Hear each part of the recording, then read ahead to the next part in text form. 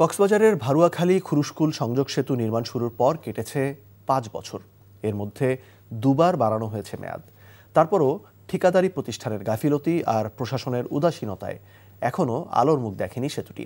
স্থানীয়দের দাবি, দ্রুত সেতুর নির্মাণ কাজ শেষ করে জনগণের জন্য উন্মুক্ত করা।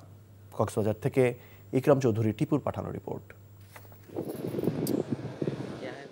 একটি সেতুর অভাবে ঝুঁকি নিয়েই খাল পার হতে হয় কক্সবাজারের ভারুয়াখালী, পিএমখালী ও রামু উপজেলার কয়েক লাখ মানুষকে। বিকল্প উপায়ে জেলা সদরে যেতে ঘুরতে হয় প্রায় ৩৬ কিলোমিটার পথ।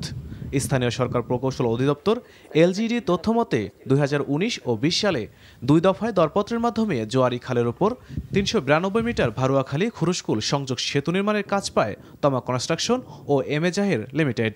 ২০২১ সালের জানুয়ারিতে কাজ শুরু হয়। চুক্তি অনুযায়ী ৩৬ কোটি ২৮ লাখ টাকা ব্যয়ে সেতুর নির্মাণ কাজ ২০২৩ সালে শেষ হওয়ার কথা ছিল, কিন্তু ২০২৪ ও ২৫ সালে দুবার প্রকল্পের মেয়াদ বাড়িয়েও শেষ হয়নি সেতুর নির্মাণ কাজ।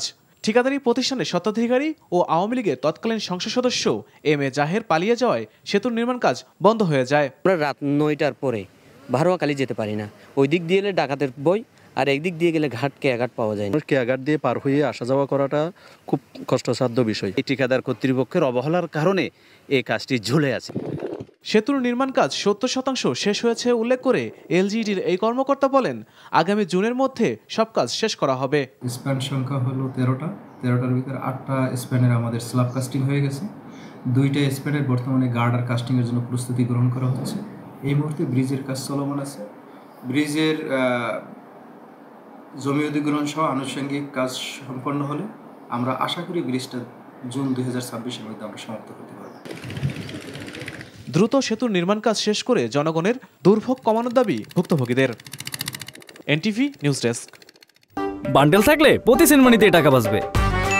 বিকাশ সেনমানি বান্ডেল কিনে জিতুন প্রতি লেনদেনে।